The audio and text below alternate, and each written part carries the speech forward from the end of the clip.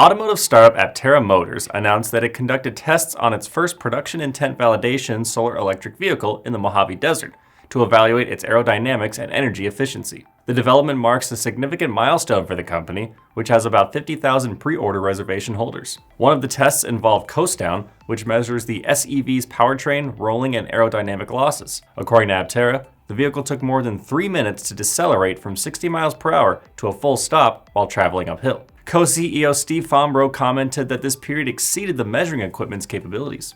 A separate aerodynamic tough test placed toughs to key areas like the vehicle gaps and wheel fairings to verify the real-world airflow aligned with the company's computer simulations. Aptera then monitored energy consumption during an extended highway drive cycle test that covered hundreds of miles. The results indicated that the company is on pace to achieve its target of approximately 100 watt-hours per mile. Fombro also revealed that Aptera is developing another validation SEV that aims to refine fit and flush around the vehicle's gaps and incorporate a design intent weight profile with optimized parts.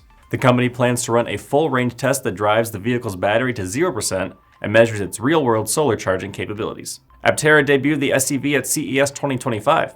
According to the company, the vehicle's capabilities include up to 400 miles of range from one charge in under an hour, up to 40 miles of free driving per day powered by sunlight, and more than 10,000 miles of solar-powered driving in sunny climates annually. I'm Nolan Beilstein. This is Manufacturing Now.